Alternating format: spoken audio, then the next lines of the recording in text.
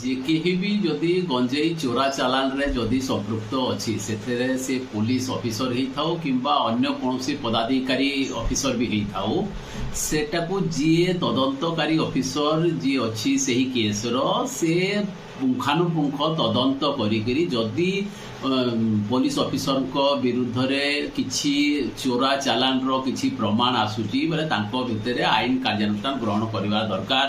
ତା ନାଁରେ ବି chargesheet frame କରିବା ଦରକାର। ତାକୁ ବି ଗିରଫ କରିକିରି ତାକୁ ବି କୋର୍ଟ ଚାଲାଣ କରିବା ନିହାତି ଦରକାର। ଆଇନ ଆଖିରେ ତ ସମସ୍ତେ ସମାନ। ପୋଲିସ ଅଫିସର ହଉ କି ଯେକୌଣସି ବି ପଦାଧିକାରୀ ହଉ ଆଉ ଏଇଟା ଯୋଉଟା କହୁଛି ଯଦି ରକ୍ଷଣ ଯଦି ଭକ୍ଷକ ହୁଏ ସେଥିପାଇଁ ନାଇଁ ଜନସାଧାରଣଙ୍କର ଆସ୍ଥା ବି ତୁଟି ଯାଉଛି ପୋଲିସ ଉପରେ। କାହିଁକି ବୋଇଲେ ନାଇଁ ପୋଲିସ ଯଦି ଗଞ୍ଜେଇ ଚାଲାଣରେ ଯଦି ସମ୍ପୃକ୍ତ ରହିବ, ପୋଲିସ ଯଦି ଚୋରମାନଙ୍କ ସହିତ ମିଶିକି ଚୋରି କରିବ ବୋଲେ ଜନସାଧାରଣ ଆଉ ଭରସା କରିବେ କାହାକୁ? ସେଥିପାଇଁ ନିହାତି ପୋଲିସ ଏଇଥିରେ ଯିଏ ବି ଆଇଓ ଅଛନ୍ତି ସେ ବି ଗୋଟେ ପୋଲିସ ଅଫିସର। ସେଥିପାଇଁ ସେ ନିରପେକ୍ଷ ତଦନ୍ତ କରିବା ଦରକାର ଆଉ ନାଇଁ ଦୋଷୀଙ୍କ ବିରୁଦ୍ଧରେ ଦୃଢ କାର୍ଯ୍ୟାନୁଷ୍ଠାନ କରିବା ଦରକାର ଯଦ୍ୱାରା କି ଜନସାଧାରଣଙ୍କର ନାଇଁ ଦୃଢ ବିଶ୍ୱାସର ଭାଜନ ହେଇପାରିବ ସେ। ଆଉ ନଚେତ ଏଇ ବି ଆଇଓ ଉପରେ ବି ନାଇଁ କ୍ୱେଶ୍ଚିନ୍ ମାର୍କ ଆଇବ। ଏଇ ଆଇଓ ଉପରେ ବି ନାଇଁ ଉତ୍ତରଦାୟୀ ଏଇ ଆଇଓ ବି ରହିବ। ଦେଖନ୍ତୁ ବୌଦ୍ଧ ଜିଲ୍ଲା ଗଞ୍ଜେଇ ଚାଷ ଏବଂ କାରବାର କ୍ଷେତ୍ରରେ ଓଡ଼ିଶାରେ କୁଖ୍ୟାତି ଲାଭ କରିଛି। ସେଥିରୁ ବୌଦ୍ଧ ଜିଲ୍ଲାର ସବୁଠାରୁ ବଡ଼ ଥାନା ହେଲା ମନମୁଣ୍ଡାର ଯେଉଁ ଶଗଡ଼ା ଗୁନ୍ଦୁଲିଆ ଅଞ୍ଚଳ ରହିଛି ଯାହାକି କନ୍ଧମାଳ ସୀମାନ୍ତରେ ରହିଛି ସେଠାରେ ପ୍ରାୟ ଗଞ୍ଜେଇ ଚାଷ ହୁଏ ଏବଂ ସେହି ଗଞ୍ଜେଇ ସବୁ ମନମୁଣ୍ଡା ଦେଇକରି ସୋନପୁର ଜିଲ୍ଲା ଦେଇକରି ବାହାର ରାଜ୍ୟକୁ ଯାଏ। ମନମୁଣ୍ଡା ହେଉଛି ତାର ଗଳା ବାଟ। ସେଥିପାଇଁ ମନମୁଣ୍ଡା ଥାନାକୁ ପ୍ରାୟ ସମସ୍ତ ଅଫିସରମାନେ ବଦଳି ଆସିବାକୁ ବହୁତ ଇଚ୍ଛା କରନ୍ତି ଏହି କାରବାରକୁ ନେଇକରି। এই ক্ষেত্রে যদি দেখা বর্তমান যে গোটে সঙ্গীন অভিযোগ আসিছে সুবর্ণপুর জেলা এসপিঙ্ তরফর যে মনমুন্ডার পূর্বতন আইএসি সস্মিতা মগরଙ୍କ নাঁরে সস্মিতা মগর 2020 মସିହାରେ যেতବେଳେ করোনা হয়েছিল সেতବେଳେ সে 2 স্টার সব ইন্সপেক্টর ভাবে জয়েন করে পরবর্তী সময় সে পুঁ অন্য থানা এবং ফাঁডিমাঙ্কু যাই কিন্তু যেতବେଳେ সে শগড়ারে ଥିଲେ ସେତେବେଳେ ଗଞ୍ଜେଇ କ୍ଷେତ୍ରରେ ତାଙ୍କର ଲିଙ୍କ ଥିବାକୁ ନେଇ ଅଭିଯୋଗ ହେବା ପରେ ତାଙ୍କୁ ବାଉଁଶୁଣୀ ଥାନାକୁ ଟ୍ରାନ୍ସଫର କରାଯାଇଥିଲା। ବାଉଁଶୁଣୀରେ ମଧ୍ୟ ସେହି ସମାନ ଅଭିଯୋଗ ଆସିଲା ଗଞ୍ଜେଇ ମାଫିଆଙ୍କ ସହିତ ତାଙ୍କ ଲିଙ୍କ ଅଛି ବୋଲିକି। ତାହାକୁ ନେଇକରି ପୁଣି ଆର୍ଲିଗଡ଼ ଫାଣ୍ଡିକୁ ଟ୍ରାନ୍ସଫର କରାଗଲା।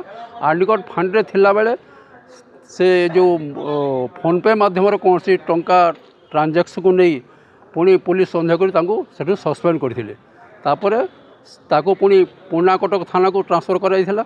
ପୁରୁଣାକଟକ ଥାନାରେ ଥିଲାବେଳେ ଯେତେବେଳେ ବାରୁଦ ବିସ୍ଫୋରଣ ହୋଇକରି ବହୁତ କ୍ଷତି ହୋଇଥିଲା ତାହାକୁ ନେଇକି ପୁଣି ବୌଦ୍ଧ ଏସ୍ପି ରିଜିଡ୍ ହୋଇକି ତାଙ୍କୁ ପୁଣି ଜିଲ୍ଲା ହେଡ଼କ୍ୱାର୍ଟରକୁ ଧରି ଆଣିଥିଲେ। ପରବର୍ତ୍ତୀ ସମୟରେ ସେ ମନମୁଣ୍ଡାଠାରେ ସବ୍ ଇନ୍ସପେକ୍ଟର ଥିଲେ। ପୁଣି ପରବର୍ତ୍ତୀ ସମୟରେ ପୁଣି ତାଙ୍କୁ ମନମୁଣ୍ଡାକୁ ଯେତେବେଳେ ପ୍ରମୋସନ୍ ପାଇଲେ ପୁଣି ମନମୁଣ୍ଡାକୁ ଆଇଏସ୍ସି ହିସାବରେ ଜଏନ୍ କରାଗଲା। ଜଏନ୍ କଲା ପରେ ତାଙ୍କର ଯେହେତୁ ସବ୍ ଇନ୍ସପେକ୍ଟର ଥିଲା ସମୟରୁ ସେ ମନମୁଣ୍ଡା ଥାନା ଅଞ୍ଚଳ ପ୍ରତି ତାଙ୍କର ଗଭୀର ଏରିଆ ପ୍ରତି ଲିଙ୍କ ରହିଛି। ସମସ୍ତଙ୍କ ଗଞ୍ଜେଇ ମାଫିଆଙ୍କ ସହିତ ପ୍ରାୟ ଲିଙ୍କ ହୋଇଛି। ସେଥିପାଇଁ ସେ ତାଙ୍କ ନାଁରେ ଏ ବାଟେ ଯେଉଁ ଗଞ୍ଜେଇ ଯେଉଁ କାରବାର ହେଉଛି ପ୍ରାୟ ସେଥିରେ ତାଙ୍କର ସମ୍ପୃକ୍ତି ରହିଛି ବୋଲିକିରି ବିଭିନ୍ନ ସମୟରେ ଅଭିଯୋଗ ହେଉଥାଏ କିନ୍ତୁ ସେ ତାହାକୁ ପ୍ରମାଣିତ ହୋଇପାରୁନଥିଲା। କିନ୍ତୁ ବୌଦ୍ଧ ଜିଲ୍ଲାରେ ଚାଷ ହେଉଛି କିନ୍ତୁ ବେଶୀ ଅମଳ କରୁଛି ସୁବର୍ଣ୍ଣପୁର ଜିଲ୍ଲା। କାରଣ ସୁବର୍ଣ୍ଣପୁର ଜିଲ୍ଲାକୁ ପୁଲିସ ଇନଫର୍ମର ମାନେ ଭରସା କରୁଛନ୍ତି, ବୌଦ୍ଧ ଜିଲ୍ଲା ପୁଲିସକୁ ଭରସା କରୁନାହାନ୍ତି। ସେଥିପାଇଁ ସୁବର୍ଣ୍ଣପୁର ଜିଲ୍ଲାର ପୁଲିସର ନେଟୱାର୍କିଂ ବହୁତ ଭଲ ଥିବାରୁ ସେ ବହୁତ ଗଞ୍ଜେଇ କେସ୍ ଧରିଛି। କିଛି ମାସ ତଳେ ବୌଦ୍ଧ ଜିଲ୍ଲା ଦେଇକରି ଗୋଟିଏ ଗଞ୍ଜେଇ କଣ୍ଟେନର ଯାଉଥିଲା ବେଳେ ସୋନପୁର ପୁଲିସ ତାକୁ ଫଲୋଅପ୍ କରିଥିଲା କିନ୍ତୁ କୌଣସି କାରଣବଶତଃ ତାହା ଗଞ୍ଜେଇ ମାଫିଆଙ୍କଠାକୁ ଖବର ପହଞ୍ଚିଯିବାରୁ ତା ବାଟ ବଦଳିଥିଲା କିନ୍ତୁ ସୋନପୁର ପୁଲିସ ତାକୁ ଛାଡ଼ି ନଥିଲା। ତାକୁ ପୁଣି ତା ପଛ ଗୋଡ଼େଇକି ସୁବଳିଆ ଥାନାରେ ତାକୁ ଧରିଥିଲେ। ସେ ଧରିଲା ଭିତରେ 5 ଜଣ ସେଥିରେ ଅଭିଯୁକ୍ତ ଥିଲେ। 2 ଜଣଙ୍କୁ ପୁଲିସ ଗିରଫ କରିଥିଲା ଆଉ 3 ଜଣ କୌଣସି କାରଣବଶତଃ ଫେରାର ହୋଇଯାଇଥିଲେ। ସେ ଫେରାର ଅଭିଯୁକ୍ତମାନଙ୍କ ମଧ୍ୟରୁ ଜଣକୁ ପୁଲିସ ଆଇଡେଣ୍ଟିଫାଏ କରିଥିଲା। ତାକୁ ଧରିବା ପାଇଁ 4 ଥର ସୋନପୁର ପୁଲିସ ବିଭିନ୍ନ ସ୍ଥାନରେ ରେଡ୍ କରିଥିଲା କିନ୍ତୁ ସେ ପୂର୍ବରୁ କୌଣସି ସୂତ୍ରରୁ ସୂଚନା ପାଇ ସେ ମାଫିଆମାନେ ଫେରାର ହୋଇଯାଉଥିଲେ।